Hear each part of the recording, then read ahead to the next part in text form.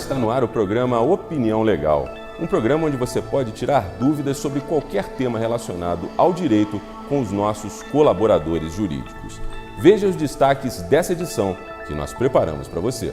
O Opinião Legal fala sobre contrato de locação de imóveis residenciais urbanos. Um dos erros cometidos antes de se alugar um imóvel é a falta de informação. Entender o processo de locação é essencial para ter uma negociação bem-sucedida. Muitos acabam tendo problemas antes, durante e após a locação por desconhecer os direitos e deveres que possuem tanto o proprietário quanto quem procura um imóvel para alugar e morar por um período. O contrato de locação pode ser ajustado por qualquer prazo. Quais as principais obrigações do locador? Se o locatário se tornar inadimplente, o que o locador poderá fazer? E hoje a nossa conversa é com o nosso colaborador jurídico, o Dr. Eduardo Correia. E daqui a pouco a gente volta com mais opinião legal para você. Até já!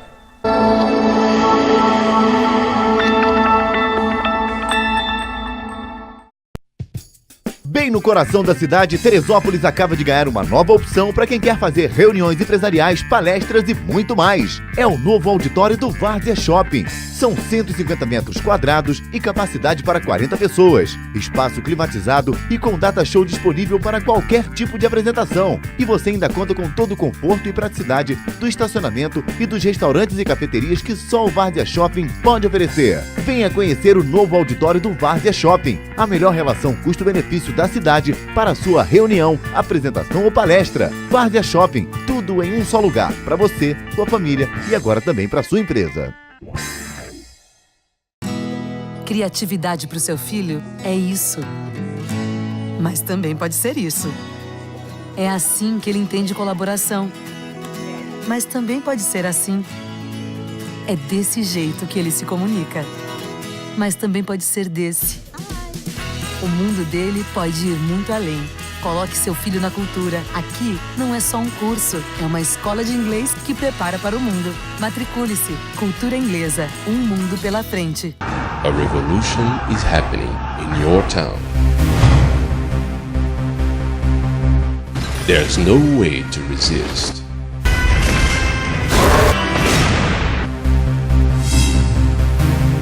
You'll travel to the future. And more, much more. Here we go again. Blu-ray, the new technology that is going to change your life. Available in Pátio Raquel Locadora. Pátio Raquel, making your dreams come true.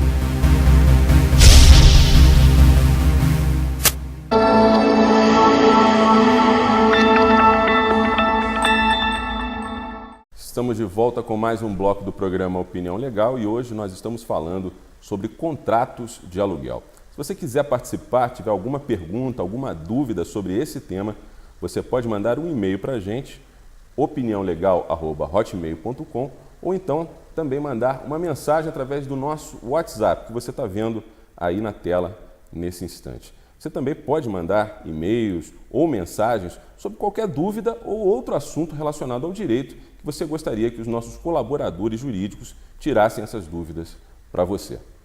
Antes da gente começar o nosso papo aqui com o Dr. Eduardo Correia, veja só essa matéria que nós separamos para você da TV Justiça e que fala justamente sobre esse tema que nós vamos tratar hoje no nosso programa.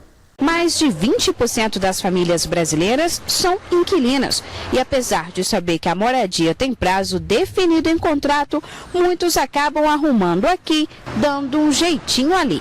A decisão teve como base a chamada Lei do Inquilinato. A norma assegura ao locatário o direito de receber o valor pago pelas mudanças, mas também admite a não devolução, caso essa cláusula esteja prevista em contrato. Havia, na verdade, uma previsão expressa de que não haveria indenização, caso fosse feita qualquer modificação no imóvel. E os locatários eles não observaram essa disposição contratual. Esse dono de uma imobiliária em Brasília também alerta. Antes de fazer qualquer alteração, o locatário deve entrar em contato com o proprietário. Qualquer benfeitoria que ele queira realizar no imóvel, seja ela útil ou seja uma benfeitoria necessária, ou até mesmo uma benfeitoria voluptuária, ou seja, aquela que ele quer realizar pelo seu prazer, ele tem que solicitar formalmente à imobiliária ou ao locador do imóvel. No caso da imobiliária, é a ela que é feita a solicitação, a imobiliária encaminha ao proprietário e ele autoriza ou não. Se houver a concordância do locador e não houver a previsão contratual de que não haverá indenização, o locatário pode fazer a obra e, no final no encerramento do contrato, também é possível que ele receba a indenização correspondente às benfeitorias necessárias e úteis realizadas no imóvel. Bom, doutor Eduardo, antes de mais nada, mais uma vez, obrigado pela sua presença aqui no programa Opinião Legal. Sua presença aqui é fundamental para esclarecer dúvidas sobre temas relacionados ao direito, que são dúvidas que são de todos, né? Porque são temas do cotidiano das pessoas. Então, hoje nós estamos falando aí sobre contrato de aluguel. A gente viu agora nessa matéria aí da TV Justiça, é um tema bastante complexo, é um tema que as pessoas têm muitas dúvidas. Primeira pergunta que eu gostaria de fazer ao senhor é: qual é a base jurídica da locação? Eu agradeço mais uma vez a oportunidade por estar aqui, buscando esclarecer essas dúvidas, né, que o pessoal tem sobre locação.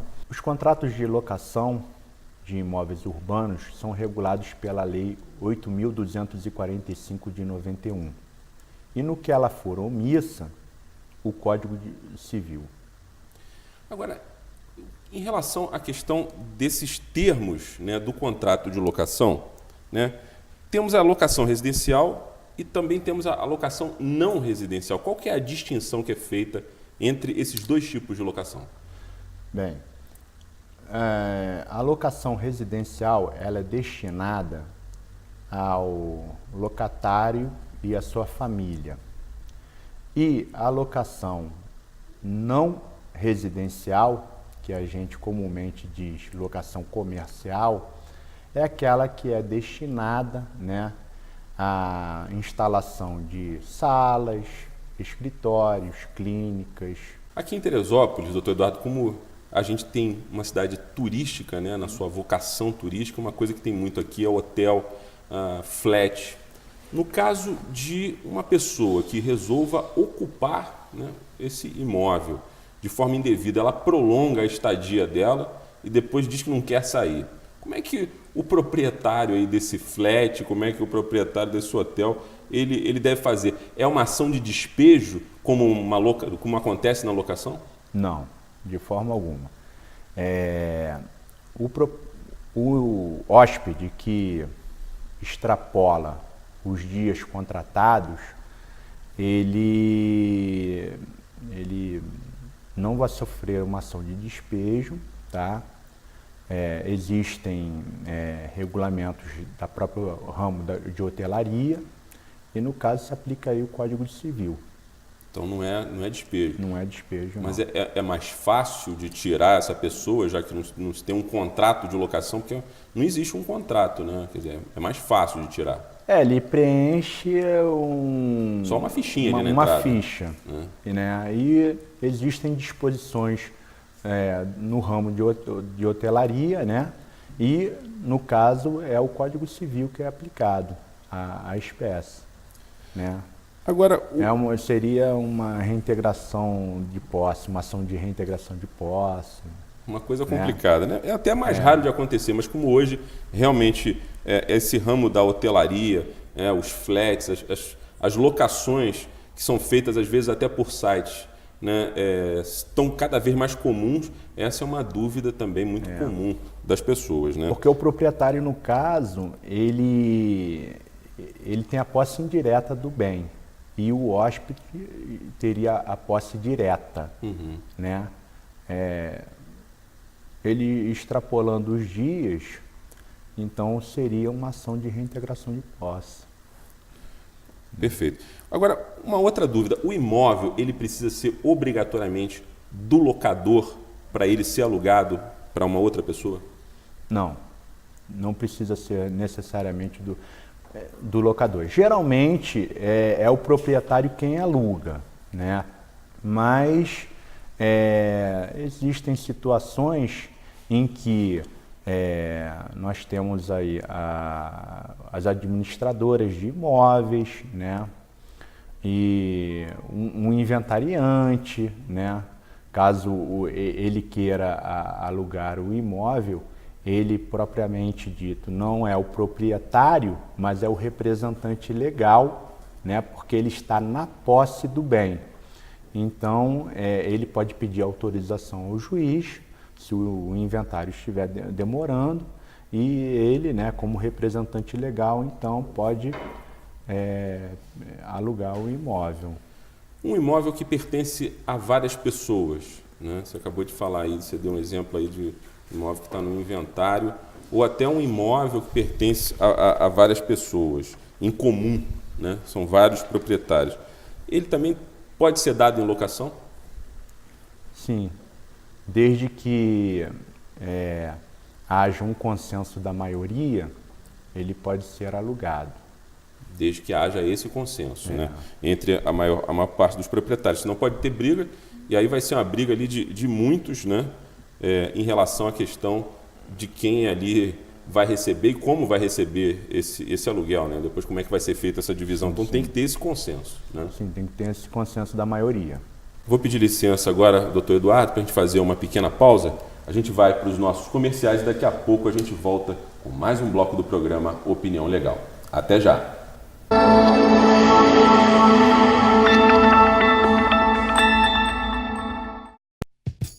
Bem no coração da cidade, Teresópolis acaba de ganhar uma nova opção para quem quer fazer reuniões empresariais, palestras e muito mais. É o novo auditório do Várzea Shopping. São 150 metros quadrados e capacidade para 40 pessoas. Espaço climatizado e com data show disponível para qualquer tipo de apresentação. E você ainda conta com todo o conforto e praticidade do estacionamento e dos restaurantes e cafeterias que só o Várzea Shopping pode oferecer. Venha conhecer o novo auditório do Várzea Shopping. A melhor relação custo-benefício da cidade para a sua reunião, apresentação ou palestra. Várzea Shopping, tudo em um só lugar, para você, sua família e agora também para sua empresa. Criatividade para o seu filho é isso. Mas também pode ser isso.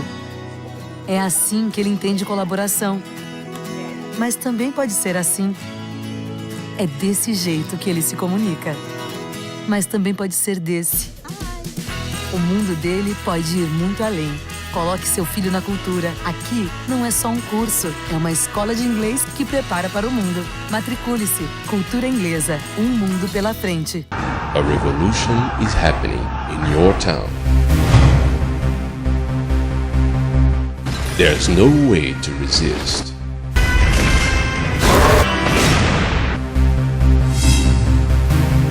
You'll travel to the future.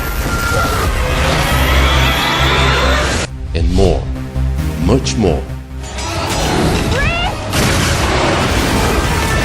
Here we go again. Blu-ray, the new technology that is going to change your life. Available in Pátio Raquel Locadora. Pátio Raquel, making your dreams come true.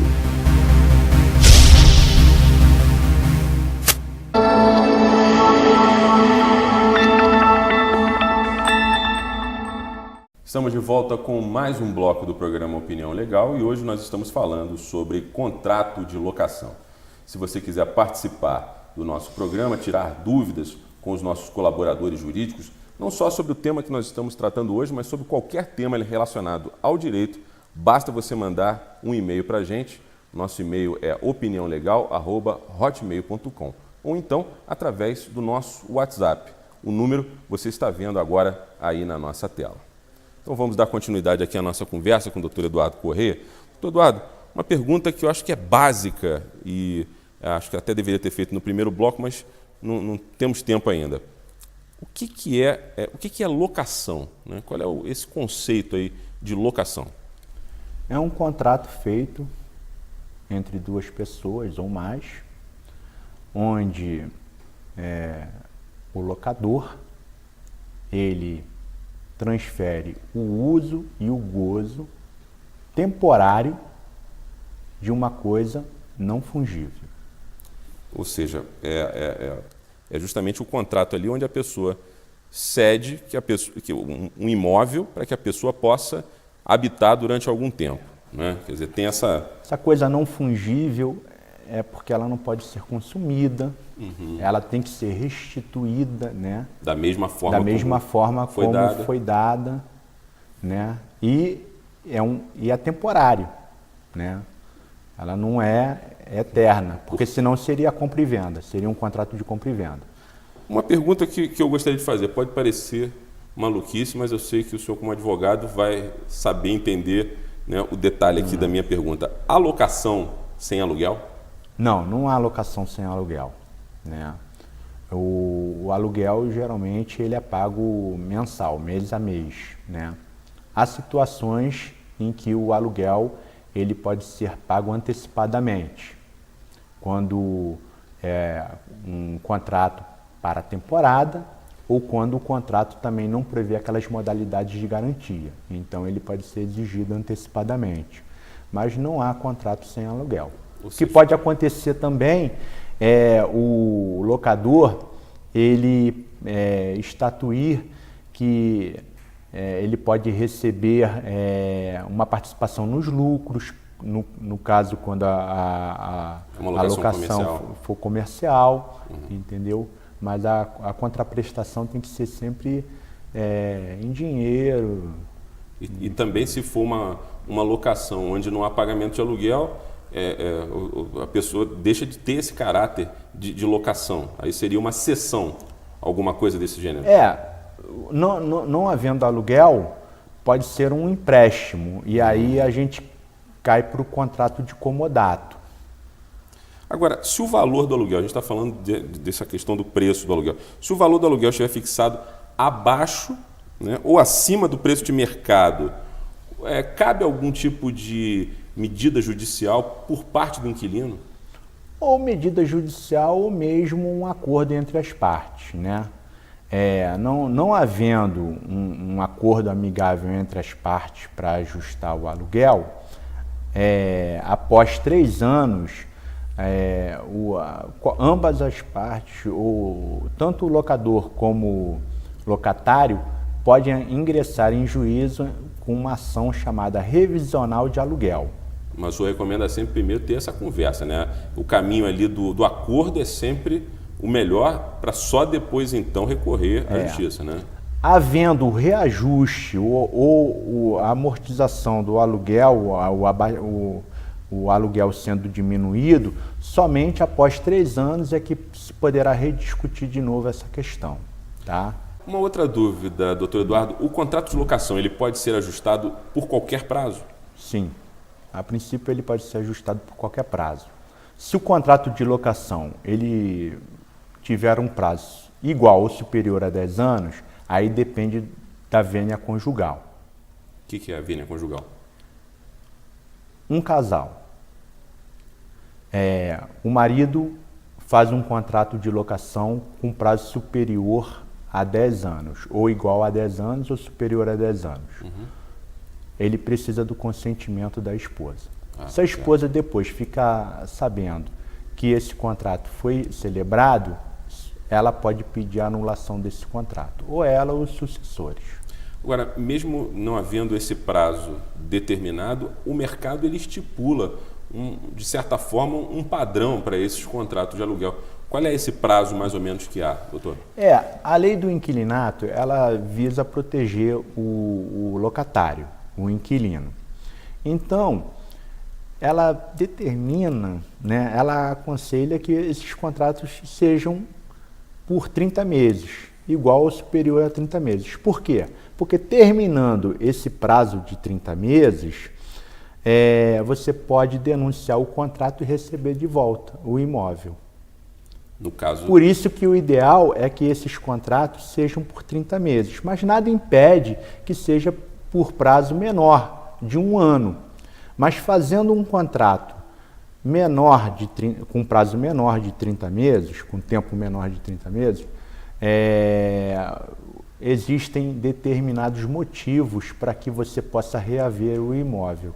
E tem muito inquilino que pede, né, para colocar justamente uma cláusula, mesmo quando o contrato é de 30 meses, às vezes eles pedem para colocar uma cláusula de que não haja multa caso eles resolvam sair do imóvel depois de 1 ano. Existe muito isso também, existe, né? Essa questão. Aí o contrato fica com uma cláusula, a livre manifestação das partes, né? Que após 1 ano ele pode entregar desde que ele notifique com antecedência, né, de 30 dias. 30 dias. Agora, uma questão que é muito controversa, né, e que justamente as pessoas têm dúvidas, muitas das vezes até pedem ajuda de um advogado, é na questão justamente da hora de fazer o contrato, né? Porque o contrato, muitas vezes, para quem não entende, né, ele pode estar ali com algum tipo de armadilha.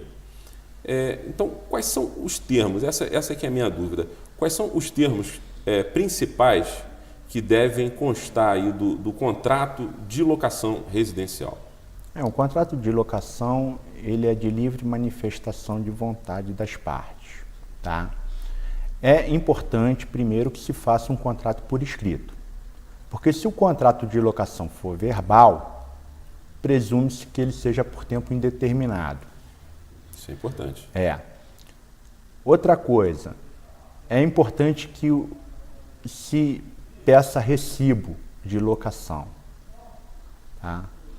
Se o contrato for verbal, existem problemas que ocorrem de é comodato, é empréstimo, não é empréstimo. Aí o locador entra com uma ação de despejo e aí surge a questão não é despejo, é ação de reintegração de posse, porque não foi dado em aluguel, foi dado em comodato. Então surgem essas questões jurídicas. Então é importante que se faça um contrato por escrito. E tendo todos esses elementos aí que o senhor acabou de falar, né? Quer dizer, tem que ter as informações também, né, do locador, do locatário, né? Tem que ter toda uma série de informações importantes ali, detalhando do que se trata o contrato. Sim, sim. Né? Isso aí é fundamental. É fundamental. A clareza acessa a interpretação, né? Ainda sobre isso, né, essa questão do contrato, muitas vezes as pessoas até pegam, né, tem contratos aí na papelaria, né, que a pessoa pega, que já está um contrato pronto e tal. É seguro pegar um contrato desse de papelaria ou vale a pena consultar um advogado, né, alguém que entenda do assunto para poder dar uma ajuda ali em relação a isso? Sim, é importante consultar um advogado, consultar uma administradora de imóveis, né, um corretor, né, uma pessoa que esteja capacitada para esclarecer todas essas dúvidas, né?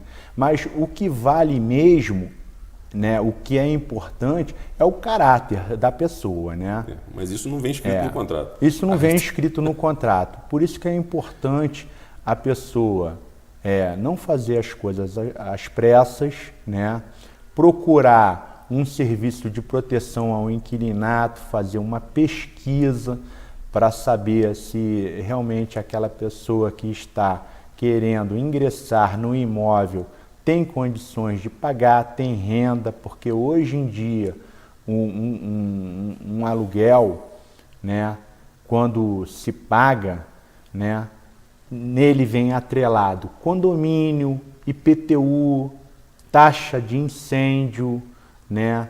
As despesas ordinárias, elas são repassadas ao inquilino, ficando somente as despesas extraordinárias de responsabilidade do dono do imóvel. Então é muito importante ela se cercar dessas garantias. Isso tudo tem que estar no contrato. Isso tudo tem que estar no contrato. E a lei do 8245 de 91, ela dá modalidades, né, para que o locador fique cercado de uma eventual inadimplência por parte do locatário. No artigo 37 da Lei 8245, nós temos como modalidades de garantia a caução, o depósito, né, que o inquilino faz, que geralmente são de 3 meses, equivalentes a 3 meses o valor do aluguel, né? A fiança, que hoje é raro. É difícil encontrar fiador. É difícil você encontrar uma pessoa que assuma essas obrigações, né, como fiador. e a fiança locatícia, né? Que aí é o banco, né? É o chamado seguro-fiança. É o seguro-fiança locatícia. E que está cada vez mais sendo usado atualmente, né? Cada vez mais sendo usado. Quando o contrato de locação não prevê essas modalidades, quando o locador pode cobrar então antecipadamente o aluguel, né? É uma exceção à regra, né? Entendi. Bom, vamos fazer mais uma pequena pausa agora para os nossos comerciais. Daqui a pouco a gente volta com mais opinião legal para você. Lembrando que você pode participar do nosso programa através do nosso e-mail, opiniãolegal@hotmail.com, ou através do nosso WhatsApp que você está vendo aí na nossa tela. E, claro, você pode tirar qualquer tipo de dúvida sobre direito com os nossos colaboradores jurídicos, não só sobre o tema que nós estamos tratando no programa de hoje. Você, inclusive, pode até dar sugestões para futuros programas que nós vamos considerar aqui e trazer esse tema para o nosso programa. Daqui a pouco a gente volta com mais opinião legal. Até já!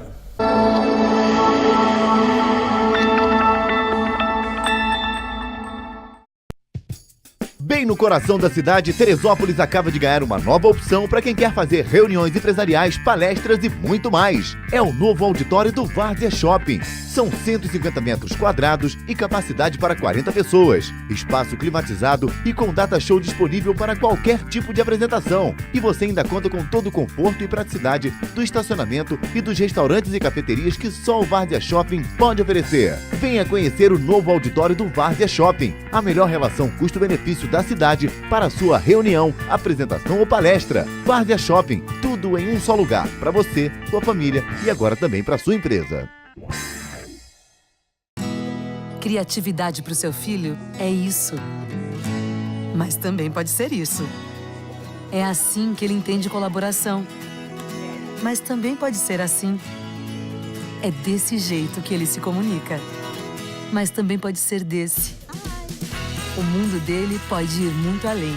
Coloque seu filho na cultura. Aqui não é só um curso, é uma escola de inglês que prepara para o mundo. Matricule-se. Cultura Inglesa. Um mundo pela frente. A revolution is happening in your town. There's no way to resist.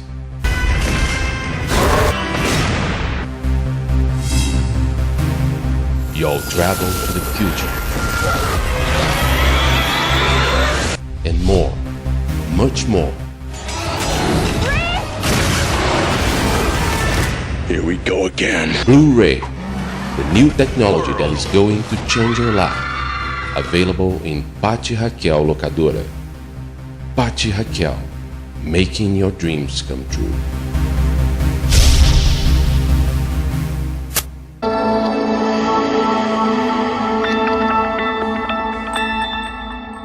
Estamos de volta com mais um bloco do programa Opinião Legal e hoje nós estamos falando sobre contrato de locação.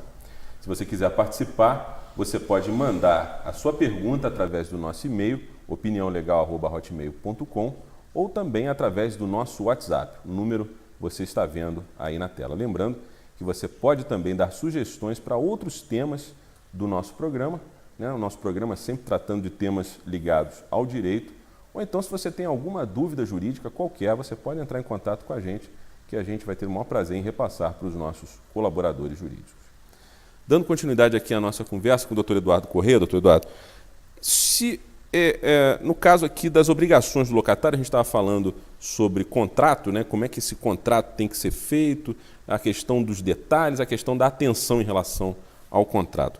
Quais são as principais obrigações do locatário?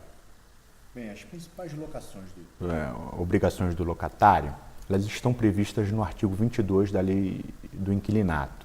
Mas eu vou falar as primeiras, as principais, porque são muitas e estão ali elencadas, mas as principais são entregar o imóvel em condições de habitabilidade, garantir o uso pacífico da coisa enquanto durar o contrato de locação.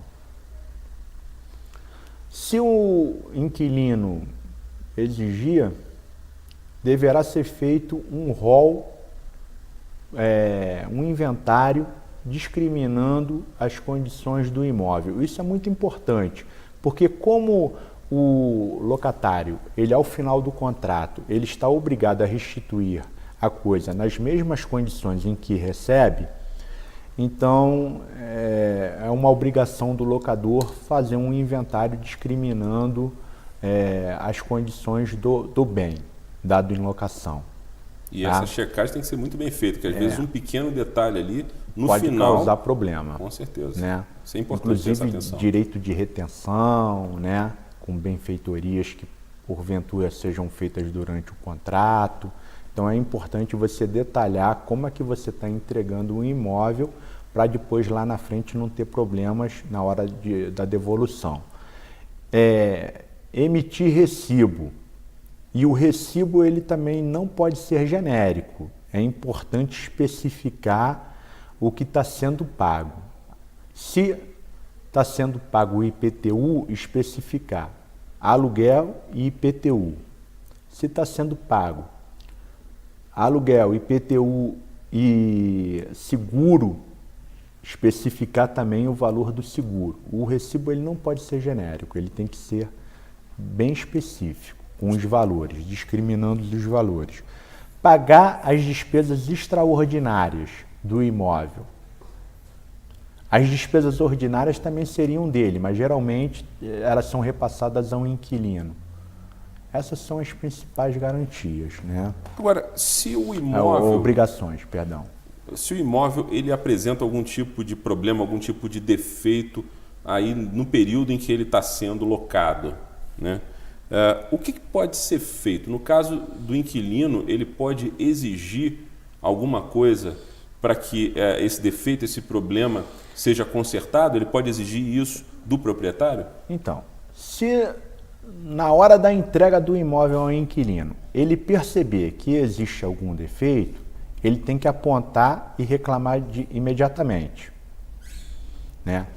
Se o locador ele não consertar, ele pode entrar em acordo com o inquilino e falar, olha, então o senhor conserte e a gente amortiza, compensa no valor do aluguel, né? Isso é uma maneira de... Mas isso quando ele entra, quando ele está entrando. Mas e se o problema acontece durante a vigência do contrato? Não no início ali, quando ele já percebeu, mas durante a vigência do contrato. Um vazamento, por exemplo. Um vazamento, ele tem que consertar e dar ciência ao locador. Olha, aconteceu isso, essa obrigação é sua, mas eu tive que consertar e aqui está o valor. Amortiza, compensa no valor do aluguel. Tá? Mas é obrigação do proprietário fazer essa amortização, né? Sim. Porque ali no caso não foi um problema causado pelo inquilino. Vícios estruturais são obrigação do dono do imóvel, do locador, consertar. É óbvio que ocorrendo um evento que tenha que ser reparado imediatamente, né? Às vezes é difícil você entrar direto em contato com o locador e exigir dele que conserte. Então o inquilino conserta, guarda a nota de despesa, né? E depois lá na frente apresenta para o dono do imóvel. Mas há despesas e despesas. Por exemplo, eu citei agora a questão do vazamento. Aí sim é uma obrigação do proprietário. Mas digamos que no imóvel que foi locado exista, por exemplo, um ar-condicionado. Então o ar-condicionado foi entregue funcionando, mas em algum momento, passado um ano do uso pelo inquilino, o ar-condicionado parou de funcionar. Nesse caso, de quem é a obrigação de pagar pelo conserto do ar-condicionado, já que quem estava usando era o inquilino? É uma coisa controversa. Essas questões geram bastante polêmica, né? Porque as coisas móveis, pelo seu uso natural, elas acabam sofrendo um desgaste. Exatamente. Então, depois fica lá na frente muito difícil dizer que a culpa foi do inquilino pelo mau uso do aparelho do ar-condicionado. Ah, você usou mal, foi negligente com o uso do ar-condicionado, então você tem que me dar um novo.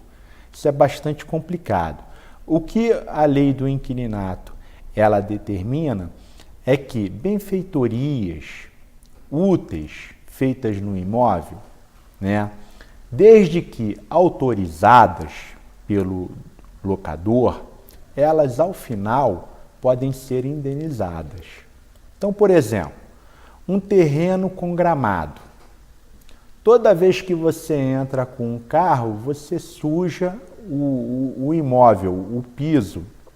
Tem um gramado, depois lá na frente você tem a garagem. E aí você acaba levando lama para dentro da garagem e isso acaba trazendo transtorno para o usuário do imóvel. Então o inquilino vai e com autorização do proprietário, ele faz um piso de cimento, ele cimenta, ele traz uma utilidade para o imóvel. Isso é uma benfeitoria útil, né? Desde que autorizado ou tendo consentimento do locador, lá na frente depois ele pode ser indenizado. As benfeitorias voluptuárias. O que seria uma benfeitoria voluptuária? É aquela que traz deleite para o usuário.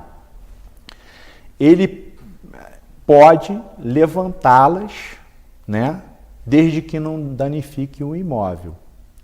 Mas no momento em que ele faz uma jacuzzi, bota lá uma banheira, sem autorização do dono do imóvel, do locador, e depois queira ser indenizado, aí a lei não permite. Tá? Ele tem que remover, fazer o levantamento daquela benfeitoria sem degradar o imóvel, sem prejudicar, trazer danos ao imóvel, e aí ele fica com ela. Ou então deixar. Sem cobrar nada sem deixar cobrar nada. Desde que o proprietário concorde. Então, né, com aquela em resumo, benfeitorias necessárias, né, elas são indenizadas. As benfeitorias úteis, elas podem ser indenizadas desde que haja com boa fé e o locador autorize. E as benfeitorias voluptuárias, elas não são indenizadas, e o inquilino ele pode removê-las. Agora, desde que não traga prejuízo para o imóvel. Por falar em prejuízo ao imóvel, é justamente sobre isso que eu queria tratar agora. Existe uma situação que às vezes ela ultrapassa a vontade do inquilino e do proprietário. E a gente teve essa situação aqui em 2011. O que acontece quando um imóvel ele é destruído total ou parcialmente por algum fenômeno? Uma forte chuva que aconteceu aqui em 2011 e deixou tantas vítimas, né?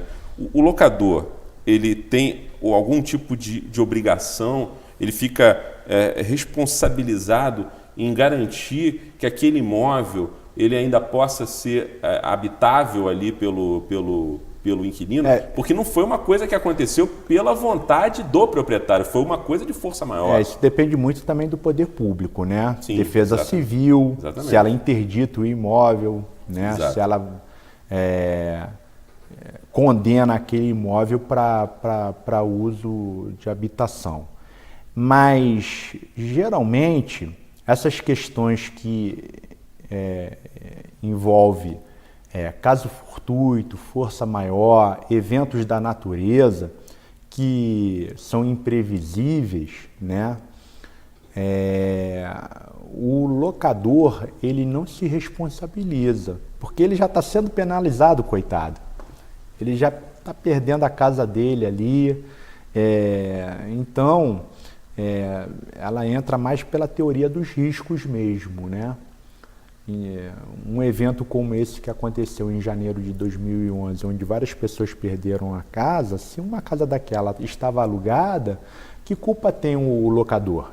Ele não tem culpa nenhuma. Foi um evento da natureza, um evento de força maior, de caso fortuito, então ele não é responsabilizado. Mas aí nesse caso também de certa forma, provavelmente a lei protege também o inquilino, porque nesse caso, se o imóvel deixou de ter condições de ser habitado, ele também não tem a obrigação de continuar pagando aluguel ali, né? Aí é feito um distrato, né, de comum acordo entre as partes, né, e há uma rescisão. Ou então, caso o locador seja muito intransigente, não, você tem que me pagar o aluguel mesmo assim. Aí ele entra com uma ação de rescisão contratual. Porque nesse caso não. Ele denuncia o contrato, fala, olha, não posso morar ali, eu tenho uma notificação da Defesa Civil me proibindo de ingressar no imóvel, e aí ele fica isento de pagar o aluguel. Né? Entra com pedido de liminar e pede a rescisão do contrato. No caso de um incêndio do imóvel, também seria essa a situação? Olha, a questão do incêndio,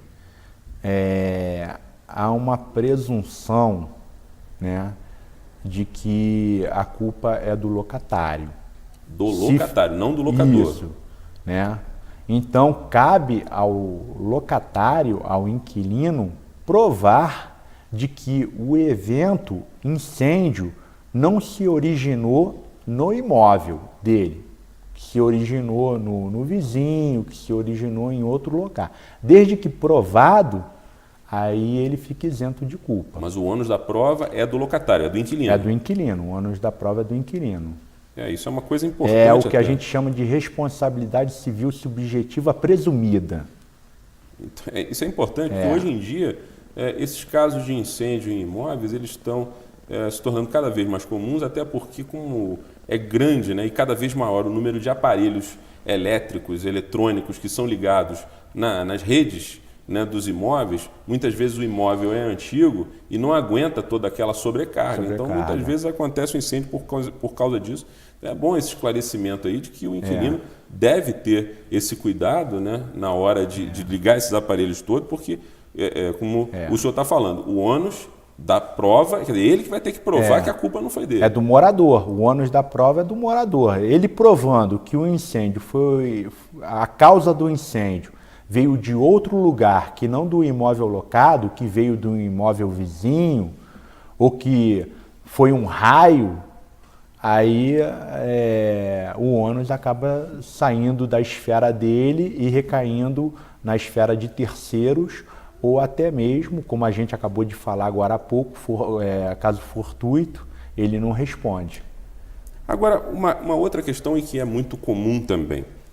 Se o locatário, o inquilino, se torna inadimplente, o que o locador pode fazer nesses casos? Isso tem se tornado muito comum, até pela crise econômica que o país vem enfrentando aí nesses últimos anos.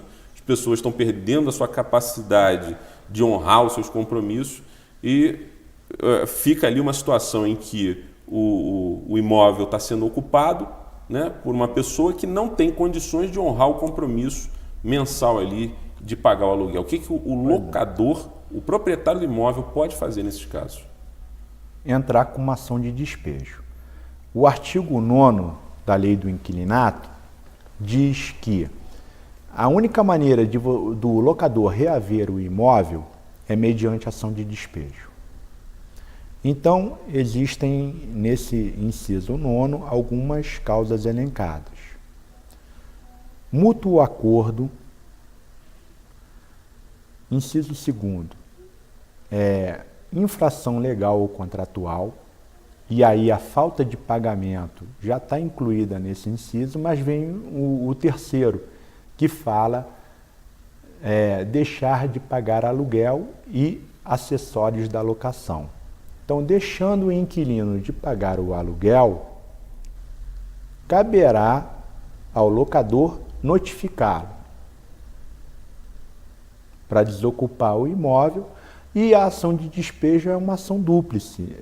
Além de fazer o despejo do imóvel, também pode ser cobrado os acessórios da locação e, juntamente com os acessórios da locação, o aluguel, né?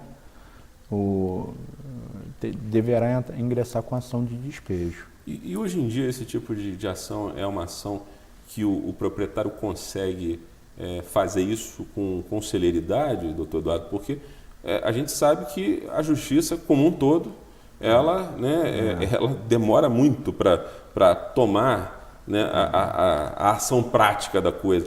Nesse caso, o proprietário ele consegue uma celeridade no caso de uma ação de despejo? Olha, depende muito da localidade aonde vai tramitar a ação, né? Das garantias ou não que o contrato tenha. Se o contrato não tiver nenhuma modalidade de garantia, você pode entrar com um pedido de liminar para que desocupe o imóvel no prazo de 15 dias. Né? Tem esse artifício. Se tiver como garantia o fiador, você deverá entrar, no caso o locador, deverá entrar com a ação em face do inquilino e do garante, do fiador. Né? Então, essa questão da demora da ação também depende muito das forças empenhadas da parte contrária, se ela vai resistir à pretensão do locador ou não.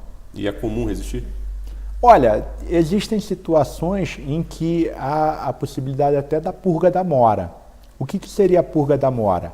É o inquilino entrar, né, como resposta, alegando algum imprevisto que aconteceu na vida dele, mas que ele estaria, então, purgando a mora, pagando os atrasados, as custas e os honorários do advogado. Aí ele permaneceria no imóvel. Né? Agora, nesse caso do locatário que se torna inadimplente, né, existem situações em que ele vai alegar que ficou desempregado, ou até que o contrato foi feito no nome de duas pessoas, uma pessoa desistiu. Existe uma série de coisas. Nesse caso, o locador é bom... Conjecturando N hipóteses. A gente pode ficar aqui tecendo várias teses de defesa e motivos pelos quais o inquilino deixou de pagar o aluguel. O importante é que e a obrigação dele principal é que pague o aluguel em dia, e até o 6º dia útil do mês. Né? Nesse caso, mesmo como o senhor falou antes, a lei do inquilinato, ela sendo a favor do inquilino, né, porque, acredito eu, presumo que o inquilino seja a parte fraca, né, do contrato, se não me engano, nesse caso do não pagamento, a lei beneficia o locador, porque ele não pode ser prejudicado em função do que ele está ali fazendo, que é o objetivo do contrato, que é justamente alugar em troca de uma contraprestação. De uma contraprestação. Que seria o aluguel. Então a lei aí, nesse caso, ela protege suficientemente os interesses do locador. Sim, sim. Perfeito. Agora, a cessão da locação, existe uma outra questão, né? A chamada sublocação, né? Que é o empréstimo do imóvel, né? Às vezes o inquilino ele resolve alugar esse imóvel para uma outra pessoa. Isso é legal? É ilegal? Isso é uma quebra contratual? São dois institutos processuais distintos, a cessão da locação e a sublocação. A cessão da locação, você faz a troca da pessoa. O inquilino sai do contrato e entra um terceiro no lugar dele, assumindo aquelas condições contratuais. Há uma cessão da locação. A sublocação, o inquilino, o locatário, ele permanece como personagem do contrato e ele subloca por uma outra pessoa, né? E o valor da sublocação nunca pode ser maior do que o valor do aluguel.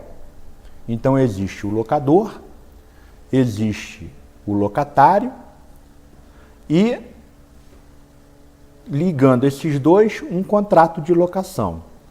O locatário vai e subloca para uma terceira pessoa. Aí existe um segundo contrato, que seria um contrato de sublocação. O aluguel dessa sublocação nunca pode ser maior do que o valor do aluguel primitivo. E tendo autorização não há infração contratual. Tendo No autorização. momento em que ele subloca sem autorização, ele está cometendo uma infração contratual e aí também cabe uma ação de despejo. Porque isso acontece muitas vezes do inquilino fazer uma sublocação sem o consentimento do proprietário. Do proprietário. E o dinheiro dessa sublocação vai para o bolso dele. Vai para o bolso dele. Né? Inclusive, isso é muito comum, às vezes em determinados bairros até do Rio, né, como Copacabana, bairros da Zona Sul. Nessa época agora que nós estamos chegando, que é a época de final de ano, às vezes tem inquilinos que têm um contrato de aluguel fixo, mas resolvem alugar por temporada para outras pessoas nessa época de Réveillon, onde o bairro, por exemplo, Copacabana é muito procurado. Né? E aí ele consegue, às vezes... Às vezes, com o dinheiro da sublocação, pagar o período todo da locação. Exatamente. Né? Isso acontece. Agora, se o proprietário descobre isso e isso não foi autorizado, ele pode ser despejado. Pode ser despejado. Isso é uma situação que realmente as pessoas têm que ficar bastante atentas a isso. Não só quem pretende fazer esse tipo de coisa, mas também os proprietários. Né? Agora, quais as garantias de um contrato de locação? O senhor falou aí da questão, né? Tem o fiador, né? Tem o seguro-fiança, que é a instituição mais nova. E tem a caução. E tem a caução. De todas essas, qual que o senhor considera aí a mais segura?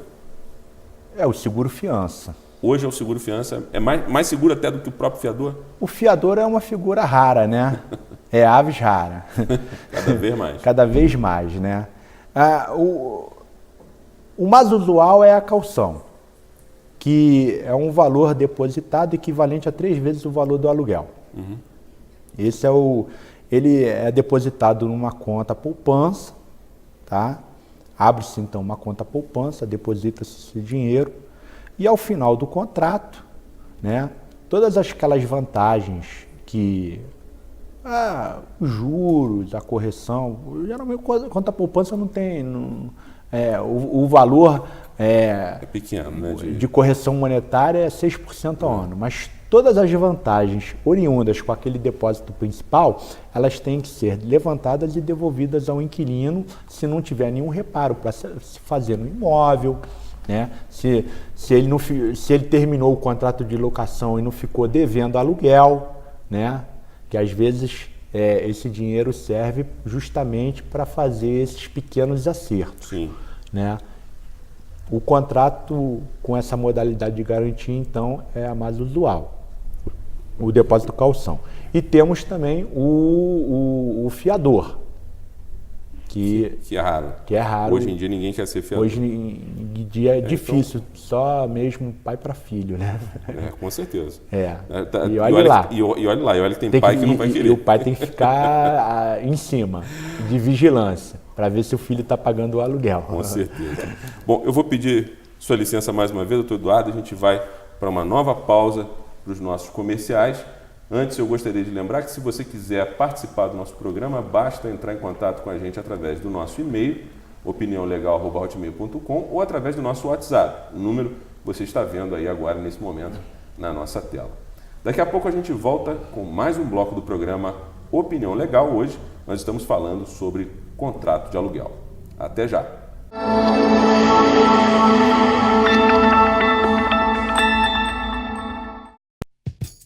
Bem no coração da cidade, Teresópolis acaba de ganhar uma nova opção para quem quer fazer reuniões empresariais, palestras e muito mais. É o novo auditório do Várzea Shopping. São 150 metros quadrados e capacidade para 40 pessoas. Espaço climatizado e com data show disponível para qualquer tipo de apresentação. E você ainda conta com todo o conforto e praticidade do estacionamento e dos restaurantes e cafeterias que só o Várzea Shopping pode oferecer. Venha conhecer o novo auditório do Várzea Shopping. A melhor relação custo-benefício da cidade para sua reunião, apresentação ou palestra. Várzea Shopping, tudo em um só lugar, para você, sua família e agora também para sua empresa. Criatividade para o seu filho é isso. Mas também pode ser isso. É assim que ele entende colaboração. Mas também pode ser assim.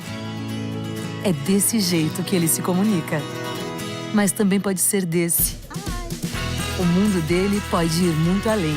Coloque seu filho na cultura. Aqui não é só um curso, é uma escola de inglês que prepara para o mundo. Matricule-se. Cultura Inglesa. Um mundo pela frente. A revolution is happening in your town. There's no way to resist.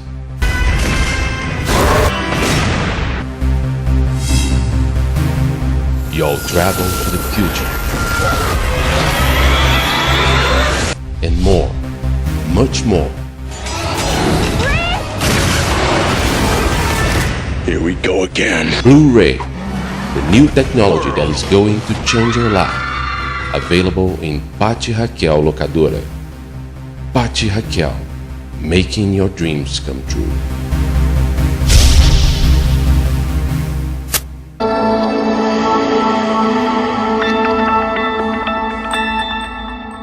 Estamos de volta com o último bloco do programa Opinião Legal e hoje nós estamos falando sobre contrato de locação. Se você tem alguma dúvida, alguma pergunta sobre esse ou qualquer outro tema ligado ao direito, basta entrar em contato com a produção do nosso programa através do e-mail opiniãolegal@hotmail.com ou então através do nosso WhatsApp que você está vendo aí na tela.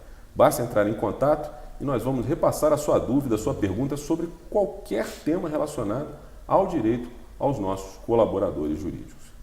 Doutor Eduardo, uma dúvida. No decorrer do contrato, né, morre o fiador ou então morre o inquilino. Muitas pessoas pensam, morre o inquilino, eu mesmo tinha essa dúvida. Morre o inquilino, acabou o contrato. Não é bem assim. Em caso de morte do fiador ou morte do inquilino, o contrato não simplesmente acaba ali, Não. Isso? A lei do inquilinato, ela protege a família do inquilino. Então, chegando na sua primeira pergunta, que é a do fiador. Morreu o fiador, o que deve ser feito? O locador, assim que tomou ciência que o fiador morreu, ele deve entrar em contato com o inquilino, notificá-lo para que ele apresente um novo fiador ou então substitua a modalidade de garantia. Mas olha só, já foi tão difícil arrumar um fiador, esse fiador morreu, não tem um outro fiador para dar. Eu posso substituir essa garantia pela caução? Eu posso substituir essa garantia pela fiança locatícia? Seguro-fiança? Aí tem essas duas possibilidades. Ou substitui o fiador, ou então muda a modalidade da garantia. Agora, é obrigação do locatário, do inquilino, informar a morte do fiador? Porque senão ele estaria infringindo contratualmente. O contrato ficaria sem garantia, ficaria descoberto. Então, Né? O inquilino é que tem que informar. O locador tem que exigir. Tomando ciência da morte do fiador, imediatamente o locador pede para ele apresentar um novo locador, ou então substitui um novo fiador, ou então substitui essa modalidade de garantia. E morrendo o inquilino, a lei do inquilinato protege a família dele. Então, ele tendo sucessores, tendo esposa,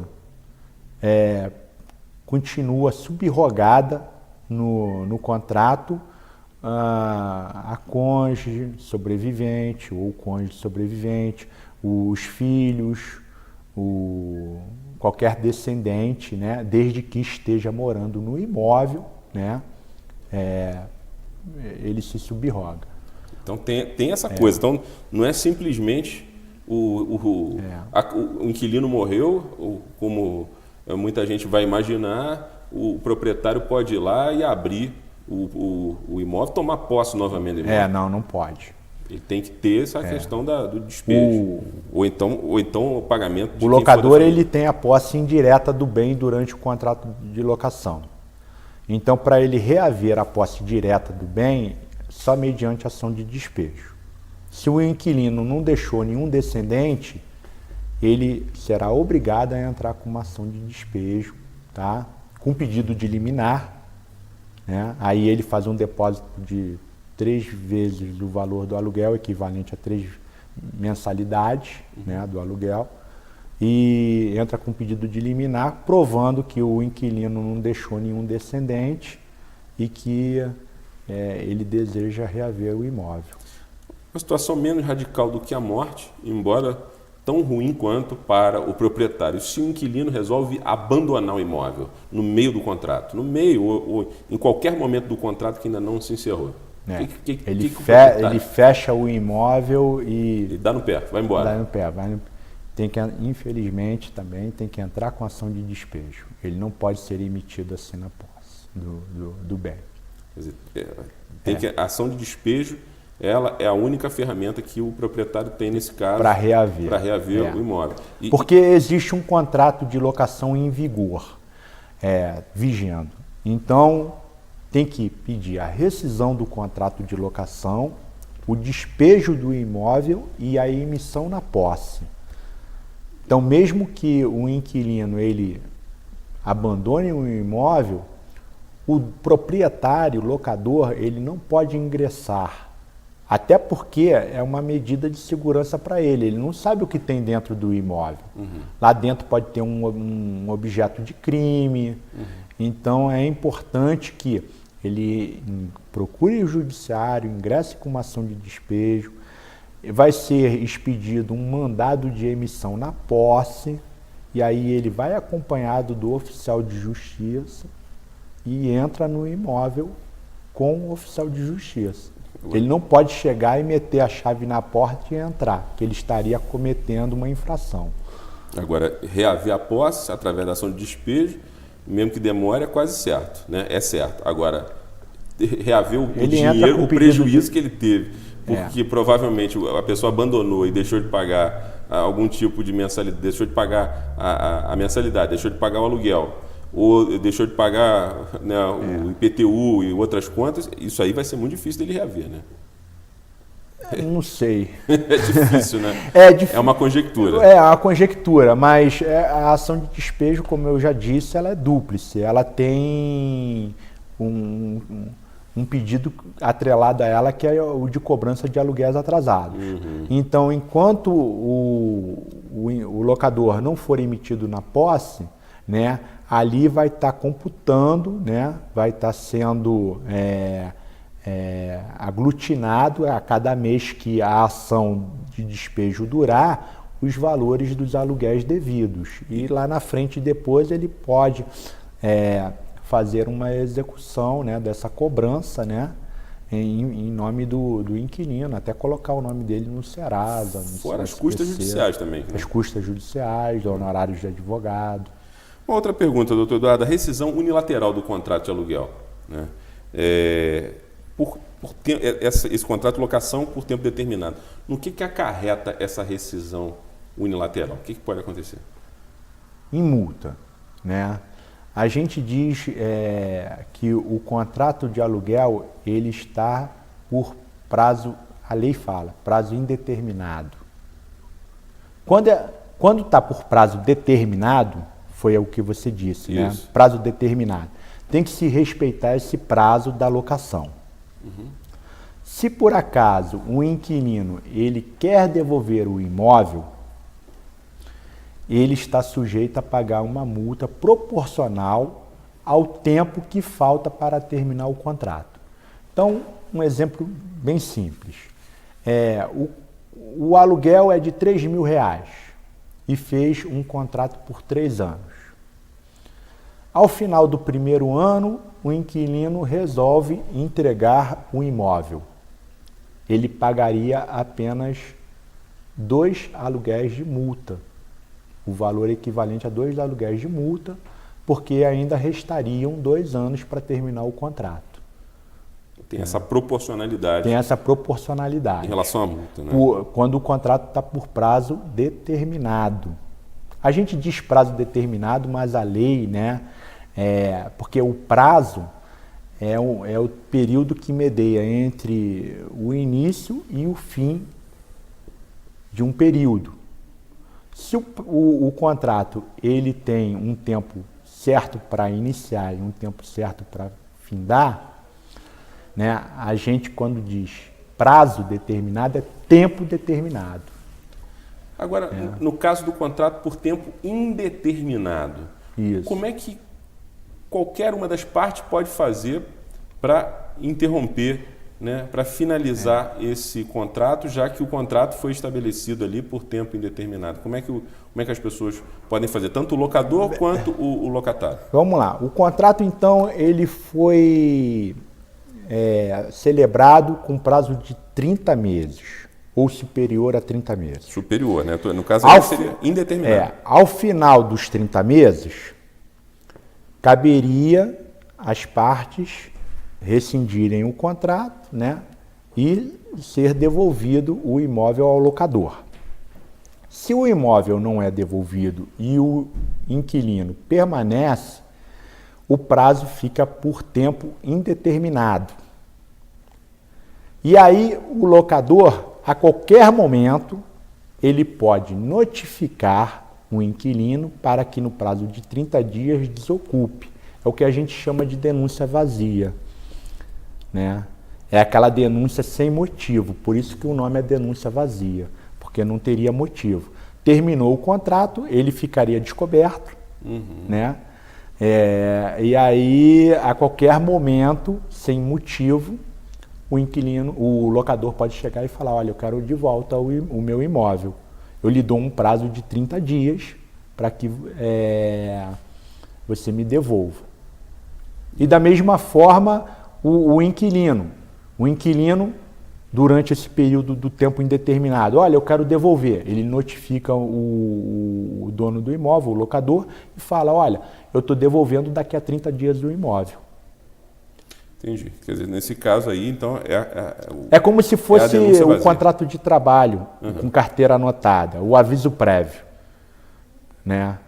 Tudo fica mais fácil depois que já ultrapassou o período ali de 30 meses para ver essa rescisão. Agora, um detalhe muito importante é que a lei do inquilinato, ela colocou um prazo de 30 meses ou superior a 30 meses. Se você fizer um contrato de aluguel com prazo inferior a 30 meses e terminado esse período de locação, o inquilino continua no imóvel, para você denunciar o contrato, aí você teria que ter determinados motivos. É o que a gente chama de denúncia cheia. Porque aí tem no artigo da lei algumas situações onde você só pode reaver o imóvel naquelas determinadas situações. Né? Se você faz a denúncia do contrato após o prazo de um contrato que tenha menos de 30 meses, mesmo assim você só vai poder pegá-lo depois de 5 anos. Então você tem um contrato de 2 anos. 2 anos são 24 meses. Passou-se o prazo, o inquilino continuou no imóvel. Você só vai poder pegar este imóvel após completar 5 anos. Você notifica dizendo que quer o bem, só após que você vai poder fazer a retomada do bem. Eduardo, são muitas as dúvidas, nosso tempo já está quase terminando. E eu tenho aqui muitas perguntas ainda a serem feitas, né? Eu acho que, infelizmente, nós não vamos ter tempo de completar tudo, mas eu acho que a questão que mais causa dúvidas, e para a gente encerrar o nosso programa, eu gostaria de perguntar ao senhor, é em relação à questão do reajuste do valor do aluguel. Né? Essa talvez seja a grande questão entre inquilinos e proprietários, né? O valor do reajuste. Hoje em dia a gente está aí com índices que muitas vezes são pequenos, mas mesmo assim, hoje, como a demanda, né, a demanda de pessoas querendo imóveis para alugar é muito menor do que era no passado, e existem muitos imóveis, né, a oferta de imóveis é maior, quem está com a faca e o queijo na mão são os inquilinos. Como é que o senhor aconselha que deva ser feita essa negociação quando chega ali no final do contrato, né, que ali o reajuste pode ser feito livremente, porque até então o reajuste anual ele é estipulado sempre em contrato que siga um índice de inflação, normalmente o IGPM, né? Mas depois que termina o contrato, normalmente de 30 meses, fica liberado ali para o proprietário reajustar da forma como ele quiser.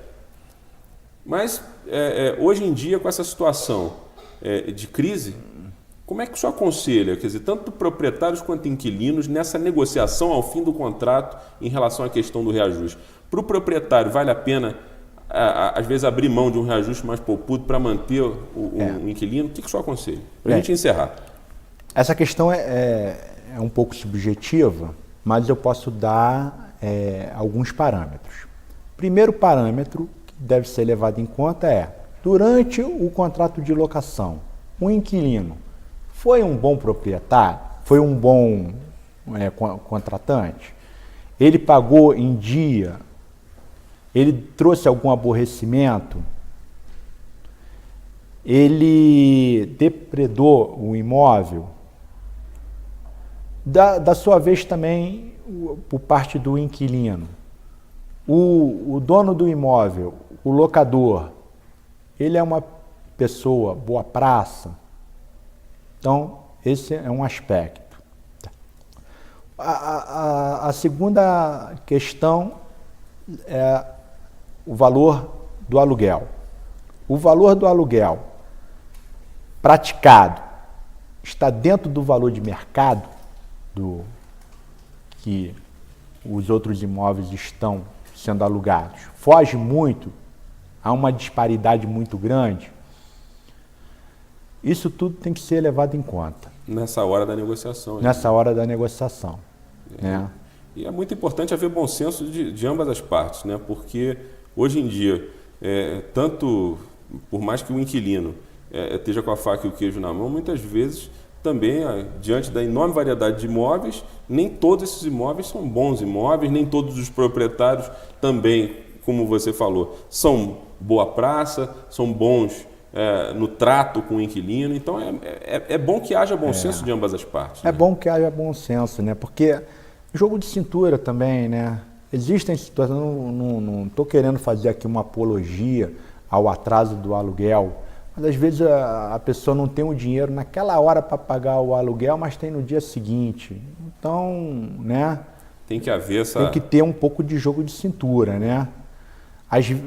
Muitas vezes o boleto do aluguel já vem discriminando a multa em caso de atraso e tudo mais, mas quando é aquela administração mais cara crachá do locador ir até o imóvel e exigir a cobrança do aluguel, às vezes um jogo de cintura é bastante importante nessa hora. Doutor Eduardo Corrêa, muito obrigado mais uma vez pela sua participação aqui no programa Opinião Legal. Infelizmente, o nosso tempo é pequeno diante da enorme quantidade de dúvidas, de perguntas que existem sobre esse tema de aluguel. Mas eu tenho certeza que, havendo oportunidade, e inclusive os nossos telespectadores, os nossos internautas querendo, a gente pode até voltar mais uma vez, mais à frente, a esse tema, que é um tema realmente bastante polêmico, bastante controverso. Muito obrigado pela sua participação. Eu é que agradeço. E sempre deixar consignado aqui que a análise por um profissional na hora da elaboração de um contrato, da leitura, da feitura de um contrato, é sempre importante. Seja ele advogado, corretor, né, de imóveis, é muito importante que a pessoa esteja acompanhada de um profissional para que ela esclareça todas as dúvidas, né, não faça nada rápido, né, porque a pressa é inimiga da perfeição, não se deixe levar pela emoção e... Nada de contrato de papelaria. Nada de contrato de papelaria, porque a confecção de um contrato de locação é o consenso entre as partes. Então, quando a gente pega esses contratos já feitos na papelaria, muitas vezes está ali algo que não é o que exprime a vontade real dos contratantes. Então, é importante que o contrato seja alinhavado num consenso comum entre locador e inquilino. Tá aí o esclarecimento do Dr. Eduardo Corrêa, que mais uma vez abrilhantou aqui o programa Opinião Legal. Lembrando mais uma vez a você que se você quiser participar do nosso programa, é só entrar em contato com a gente através do nosso e-mail, opiniãolegal@hotmail.com, ou então através do nosso WhatsApp. O número você está vendo aí na sua telinha. Basta você entrar, manda sua dúvida, sua sugestão, qualquer coisa que você tenha de pergunta a fazer relacionada a direito, basta entrar em contato com a produção do nosso programa, nós vamos encaminhar isso aos nossos colaboradores jurídicos, terão o maior prazer em responder às suas questões. Mais uma vez, muito obrigado pela sua companhia. A gente se vê na próxima edição do programa Opinião Legal. Até lá!